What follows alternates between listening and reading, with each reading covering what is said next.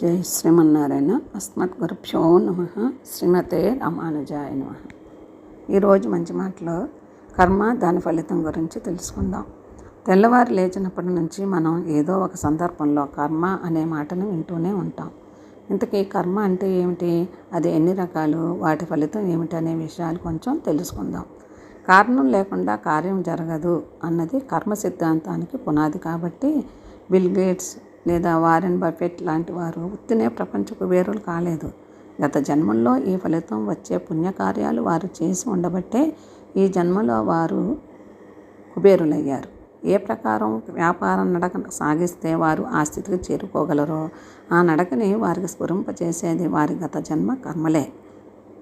కర్మకోణం నుంచి చూస్తే కారణం లేకుండా కార్యం జరగడం అన్నది లేనే లేదు. కాబట్టి ఓ మనిషికి జరిగే మంచి కానీ చెడు కానీ లేదా వీటి మిశ్రమ కర్మలు కానీ గత లేదా ప్రస్తుత జన్మల్లో చేసిన కర్మల ఫలితానే కానీ ప్రాప్తిస్తాయి. మనం చేసే కర్మ చెడుదా లేదా మంచిదా అన్నది నిశ్చయించేది అది చేయటానికి వెనకగల భావనే అని మన సనాతన ధర్మం స్పష్టం చేస్తోంది. చూడడానికి బయటకు చెడు కర్మగా కనిపించినా ఒక్కోసారి అది భావనను బట్టి సుకర్మ కావచ్చు. మనిషికి కర్మ చేయటానికి వెనకగల భావనను బట్టే అతనికి ఆ కర్మ తాలూకు ఫలితం లభిస్తుంది. మన భావాలన్నింటినీ గ్రహించే దేవుడికి అందుకే భావగ్రాహి అని పేరు పెట్టారు ఋషులు. ఇందుకే సద్భావాన్ని ప్రసాదించమని ప్రార్థిస్తారు.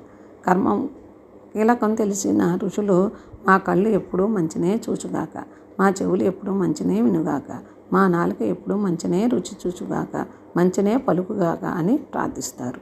మన మనసుని సద్భావాలతో నింపుకుంటే సత్కర్మలని, దుష్టభావాలతో నింపుకుంటే దుష్కర్మల్ని చేస్తాం.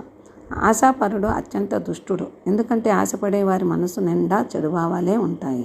వారు చేసిన దుష్కర్మలే సరైన సమయంలో వారికి తగిన ఫలితాలను ఇస్తాయి.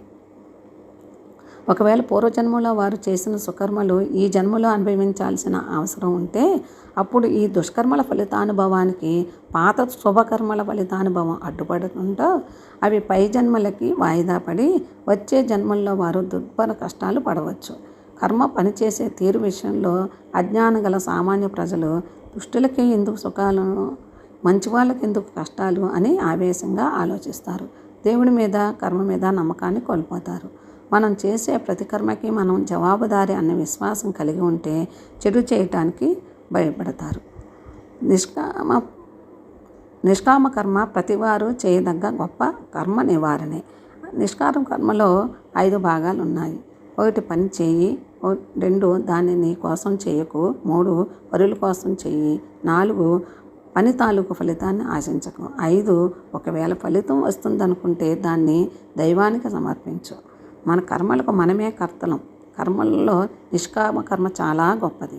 అంటే ఇతరుల నుంచి ఏమీ ఆశించకుండా చేసేది. నిష్కామ కర్మ ప్రతివారు చేయదక్క గొప్ప కర్మ నివారణే.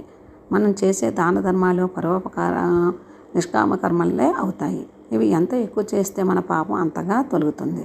ముళ్ళుని ముళ్ళుతోనే చేసినట్లు మనం చేసిన దుష్కర్మని ఫలితాన్ని ఇవ్వకుండా నాశనం చేయటానికి నిష్కామ కర్మ ఉపయోగిస్తుంది. చాలామంది దైవానికి మొక్కుకుంటారు. దానికన్నా మంచి పద్ధతి పలానా నిష్కామ కర్మ చేస్తామని మొక్కుకోవటం.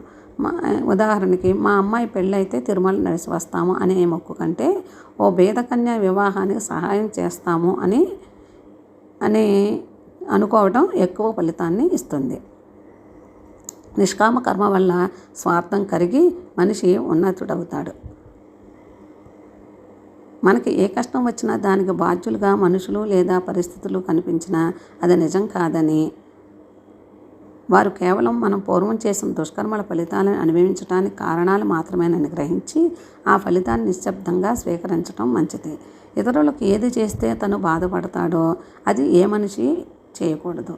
చేస్తే పాపంలో చిక్కుకొని దానికి సరిపడే కంటాలను అనుభవించాకే ఆ పాపాన్ని అతను నిర్మూలించుకోవాల్సి వస్తుంది. కాబట్టి చెడు చేసి కష్టాలు అనుభవించే పాఠం నేర్చుకునే కంటే తెలివైన జీవి ముందుగానే పాఠం నేర్చుకోవటం ద్వారా ఆధ్యాత్మికంగా ఎదగగలుగుతుంది.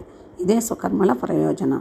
కనుక మనం కూడా నిష్కామ కర్మలు ఆచరిస్తూ మన కర్మలను తొలగించుకుంటూ జీవితాన్ని గడుపుదాం. జై శ్రీమన్నారాయణ.